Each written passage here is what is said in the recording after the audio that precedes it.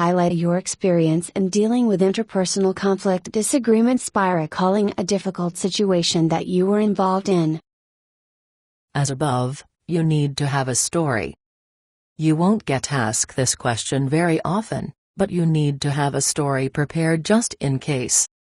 As with many of the questions in this section, even though you may not be asked very often, if you have to stop and think of an applicable story, you're definitely at a disadvantage.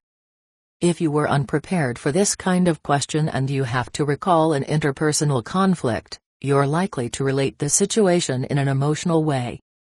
When you answer questions in a less than a positive emotional state, you won't impress an interviewer. If you were caught off guard with this question and start reliving an emotional situation, it may not come across well. So, be prepared with an interpersonal conflict story.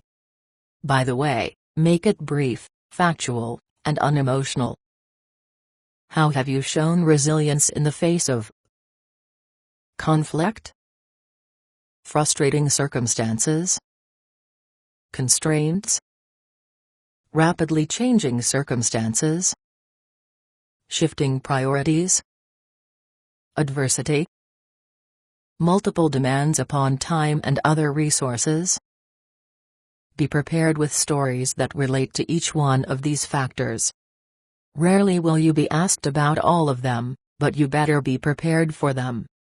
As with the questions above, if you have to ponder and think for too long a period of time, you don't appear decisive. Be sure to be detailed with things like constraints or rapidly changing circumstances. If you simply describe that business was difficult as a constraint, your answer will appear glib.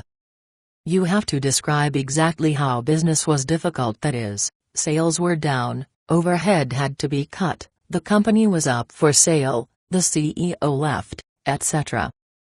Then describe, in detail, what all of the constraints were and how they made your job more challenging, that is, difficult.